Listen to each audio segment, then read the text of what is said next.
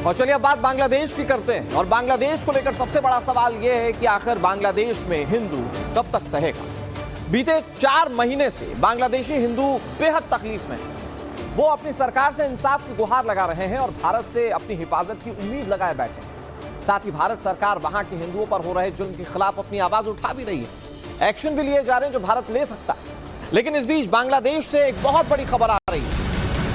खबर यह है कि बांग्लादेश में कट्टरपंथी नहीं मानते। इन्होंने एक बार फिर से इस्कॉन मंदिर पर अटैक किया है। कट्टरपंथियों ने पेट्रोल डालकर आग लगा दी और इसका फलसफा ये कि देवी देवताओं की मूर्ति और मंदिर का सारा सामान जलकर राख हो चुका है। इस्कॉन बांग्लादेश के महासचिव ने खुद इस बात की जानकारी दी है। ये सिलसिला बांग्लादेश में कब थमेगा? ये घटनाएं रूह कपा देने वाली है। बांग्लादेश में जरा एक बार अंदाजा लगाइए कि क्या हो रहा है वहां के अल्पसंख्यकों के साथ, हिंदुओं के साथ। उनके मंदिरों को टारगेट किया जा रहा है, बहन बेटियों को निशाना बनाया जा रहा है, घरों में आग लगा दी जाती है, सड़क पर बेतरतीब तरीके से पीटा जाता है। इन सब के बीच में आज की ये 5 बड़ी तस्वीर। एक और इस्कॉन मंदिर पर अटैक। इधर बांग्लादेश नेशनलिस्ट पार्टी ने ढाका में विरोध प्रदर्शन किया। भारत कोशिश लगातार कर रहा है और इसकी एक बड़ी कोशिश का नतीजा यह है कि आज विदेश सचिव बांग्लादेश के दौरे पर हैं और कोशिश की जाएगी कि बेहतर वहां के हिंदुओं के लिए सचिव अपनी बातों को रख पाए। इन सबके बीच जिस इस्कॉन के खिलाफ बांग्लादेश में हमले हो रहे हैं उसे बैन करने की साजिश की जा रही है। वो कोई छोटा मोटा संगठन नहीं। इस्कॉन दुनिया में 177 देशों में कृष्ण भक्ति की अलख जगाए हुए। बांग्लादेश में इस्कॉन ने सनातन का झंडा बुलंद किया है और यही वजह है कि इस्कॉन कट्टरपंथियों की आंखों में खटकता है। बांग्लादेश में इस्कॉन के कुल 110 सेंटर, ढाका, चटगांव समेत 8 शहरों में इस्कॉन के मंदिर। इस्कॉन मंदिरों में कई तरह के प्रोग्राम चलाए जाते हैं। इसमें प्राकृतिक आपदा में लोगों को मदद भी मिलती है। इससे पहले बाढ़ राहत शिविर लगाया था इस्कॉन ने और उसमें कई लोगों का इलाज किया गया था, कई लोगों को सहायता दी गई थी। बड़ी बात यह है कि वहां हिंदू मुस्लिम नहीं देखा गया। सनातन के प्रसार में इस्कॉन का बड़ा हाथ माना जाता है, ना सिर्फ बांग्लादेश, ना सिर्फ भारत, बल्कि पूरी दुनिया में। और ऐसा संगठन जो शांति का दूत है, उसके विरोध में बांग्लादेश में लगातार हिंसा हो रही है। उसके खिलाफ इस तरह से कट्टरपंथी आगजनी कर रहे हैं। इधर बांग्लादेश पर इस वक्त की एक और बड़ी खबर सामने आ रही है। हिंदुओं पर हमले के बीच अब से थोड़ी देर पहले भारत के विदेश सचिव विक्रम मिस्री ढाका पहुंच चुके हैं और बताया जा रहा है कि वहां के अंतरिम प्रधानमंत्री मोहम्मद यूनुस से उनकी मुलाकात हो सकती है। हिंदुओं पर हिंसा रोकने को लेकर बात हो सकती है। पिछले 4 महीने से हिंदुओं पर लगातार हमले हो रहे हैं। हिंदू त्राहिमाम कर रहा है बांग्लादेश के अंदर और इन सब के बीच में विक्रम मिस्री, जो कि भारतीय विदेश सचिव हैं, वो वहां पहुंचे हैं तो वहां के हिंदुओं के लिए एक आशा की किरण बनकर पहुंचे, क्योंकि बांग्लादेश में रहने वाले हिंदुओं को उम्मीद भारत से है। भारत कई मौकों पर बहुत सख्त और दो टूक कह चुका है कि हिंसा रुकनी चाहिए, मोहम्मद यूनुस को इसके लिए कदम उठाने चाहिए। लेकिन अभी तक इस पर मोहम्मद यूनुस की सरकार ने कोई ठोस कदम नहीं उठाया। ऐसा लगता है मानो वो कट्टरपंथियों के साथ खड़ी। इधर बांग्लादेश में हिंदुओं पर जो हमले हो रहे हैं, इसके खिलाफ भारत ने अपनी आवाज को लगातार उठाया है। वहां पर हिंदुओं पर हो रहे अत्याचारों से जुड़ी कुछ बड़ी बातें आपको बताते हैं और उस पर मोदी सरकार क्या एक्शन ले रही है, इसकी जानकारी भी हम आपको देंगे। हिंदुओं पर 4 महीने से ज्यादा का समय हो चुका है जब बांग्लादेश में जुल्म किए जा रहे हैं। मंदिरों पर भी हिंसा की जा रही है और हमले का सिलसिला लगातार बढ़ता जा रहा है। वहां के कट्टरपंथियों की ये प्लानिंग है कि हिंदुओं पर हमला करो और उनके धार्मिक स्थलों को टारगेट करो। तख्ता पलट के बाद हिंदू पत्रकारों पर भी हमले बढ़ गए। बांग्लादेश में हिंदुओं पर अत्याचार से भारत में काफी गुस्सा है। हिंदू संगठनों ने अत्याचार के खिलाफ भारत में रहकर भी आवाज उठाई। पीएम नरेंद्र मोदी हालात पर लगातार अपडेट ले रहे हैं, यह भी जानकारी है। विदेश मंत्रालय प्रधानमंत्री को बांग्लादेश के हालात की हर जानकारी दे रहा है। विदेश मंत्री एस जयशंकर ने भी पीएम से मुलाकात की थी और बड़ी बात यह है कि आज विदेश सचिव विक्रम मिस्री ढाका पहुंच चुके हैं और उनके इस बांग्लादेश पहुंचने में सबसे बड़ा कार्यक्रम मोहम्मद यूनुस से मुलाकात का हो सकता है। हिंदुओं पर हिंसा को रोकने को लेकर हो सकता है कि भारत की ओर से पक्ष विक्रम मिस्री रखें और उसका एक बड़ा इंपैक्ट हो सकता है, इसकी उम्मीद भी की जा रही है।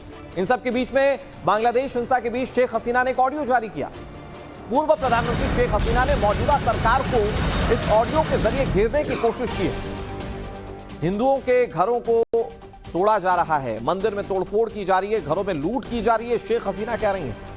बांग्लादेश के हालात के लिए यूनुस सरकार जिम्मेदार है, शेख हसीना बांग्लादेश में नहीं है, दूसरे देशों में शरण लिए हुए हैं। और उन्होंने ये बड़ी बात कही है। उन्होंने एक ऑडियो जारी किया है जिनमें दास को वकील तक नहीं दिया गया, इस बात को शेख हसीना उठा रही हैं। उन्होंने कहा कि ये कहां का इंसान है, बांग्लादेश काफी कठिन समय से गुजर रहा है। शेख हसीना ने ये तमाम बातें कही हैं। पूर्व प्रधानमंत्री और इन्हें ही हटाकर कट्टरपंथी सत्ता में आए थे और उसके बाद वहां पर हिंदुओं की दुर्गति शुरू हो गई। अब ये ऑडियो क्या है और शेख हसीना क्या कहनी सुनाते हैं। জাতির পিতা বঙ্গবন্ধু শেখ মুজিবুর রহমানের প্রতি শ্রদ্ধা জানাচ্ছি। আমি শ্রদ্ধা জানাই জাতীয় চার নেতার প্রতি, 30 লক্ষ শহীদের প্রতি, 2 লক্ষ মা বোনের প্রতি। আমি আমাদের মুক্তিযোদ্ধাদের জানাই সশ্রদ্ধ সালাম। জনগণের ভোট ভাতের অধিকার, ভোট ও ভাতের অধিকার আদায় করতে চেয়ে तो ये शेख हसीना ने अपना ऑडियो जारी किया और उसमें उन्होंने हिंदुओं पर हो रहे अत्याचार का जिक्र किया।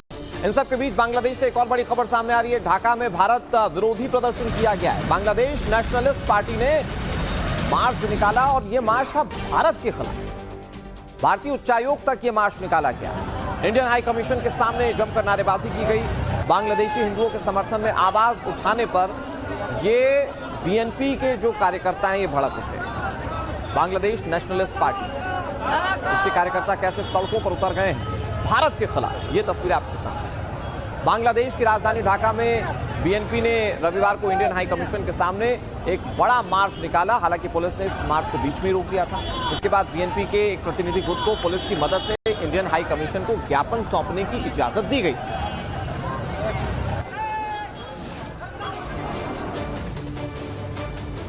बड़ी बात यह है कि बीएनपी की जो कर्ता धर्ता है वो खालिदा जिया है और उन्होंने भारत को धमकी दी है। बीएनपी के जॉइंट सेक्रेटरी रुहुल कबीर ने धमकी दी, भारत ने चटगांव मांगा तो बिहार, बंगाल, उड़ीसा ले लेंगे। हालांकि पलट कर सवाल पूछ दिया जाए कि बांग्लादेश की हैसियत क्या है भारत के आगे, तो शायद इसका जवाब बांग्लादेशी ना दे पाए। लेकिन वो कह रहे हैं कि अगर भारत ने चटगांव मांगा तो बिहार, बंगाल, उड़ीसा ले लेंगे। बांग्लादेश को भारत नुकसान पहुंचा सकता है, बीएनपी ये कह रही है। शायद बांग्लादेश ये भूल चुका है कि बांग्लादेश का अस्तित्व भी भारत की वजह से है। लेकिन इस वक्त जब वहां हिंदुओं पर हमले हो रहे हैं, भारत आवाज उठा रहा है, तो भारत से कैसे वहां के नेता जुड़ रहे हैं ये जरा सुनिए। তাদের উদ্ধত্ত গেছে, তো আমরা আমাদের মিলিত শক্তি, তারুণ্যের শক্তি নিয়ে আমরা এটাই বলবো যে ঠিক আছে, তোমরা যদি চট্টগ্রাম দাবি করবে কি কারণে, তোমরা যদি ওইটা দাবি করতে পারো তাহলে আমরাও দাবি করব আমাদের নবাব সিরাজউদ্দৌলার বাংলা, বিহার, উড়িষ্যা ফেরত দাও আমাদেরকে।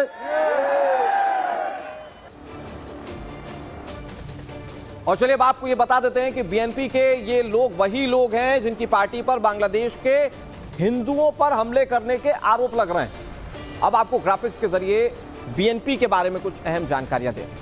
हिंदुओं पर साजिशन सिलसिलेवार हमले किए जा रहे हैं, आरोप लग रहा है बीएनपी पर। हमलों में जमीयत इस्लामी और बीएनपी के लोग शामिल हैं, ये बात खुलकर सामने आती है।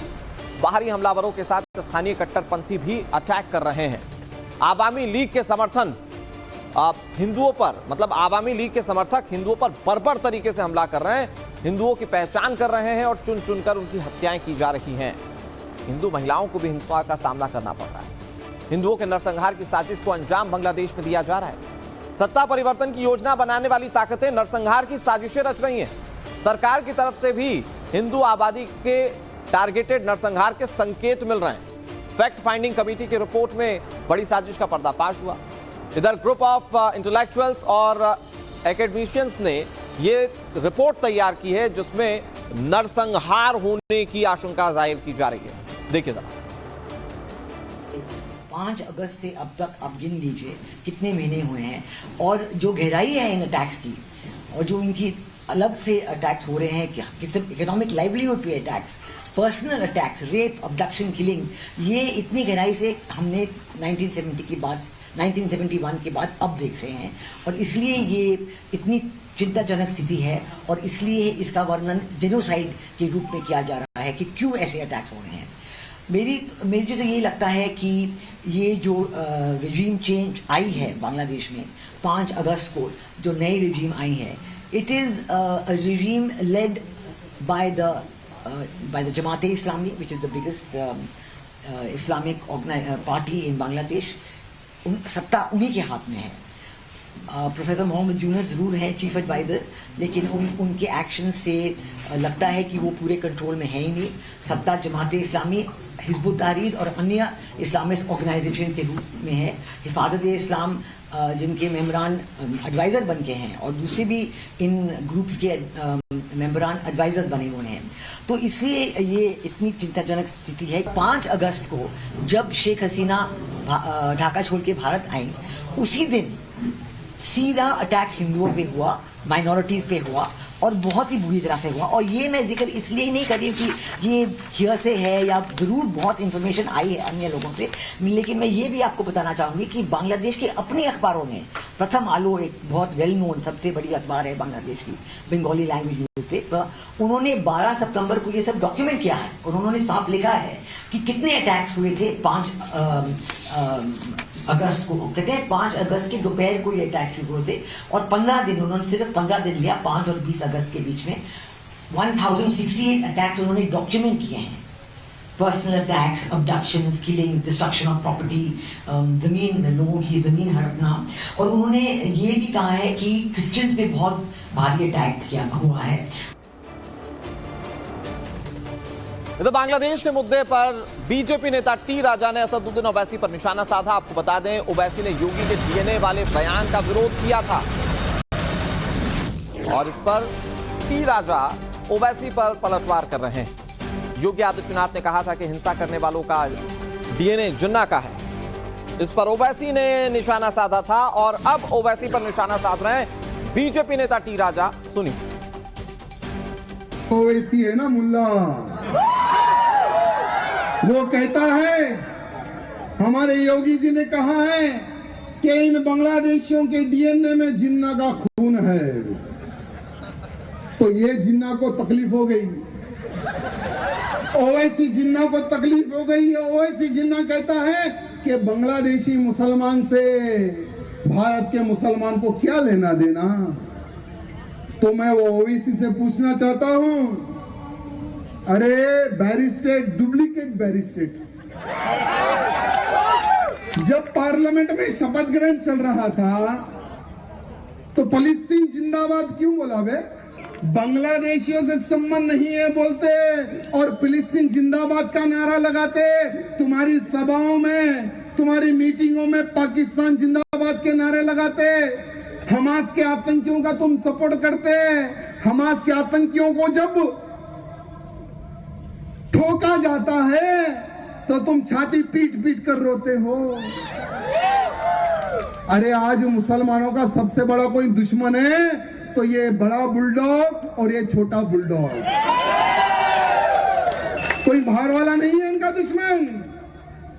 ये भड़काने वाले हैं, ये भड़काते हैं और ये चूहे बिल से बाहर निकल जाते हैं। मेरे मित्रों, आज समय की मांग है, समय की मांग है तो हमको तैयार होकर खड़े होना है। योगी आदित्यनाथ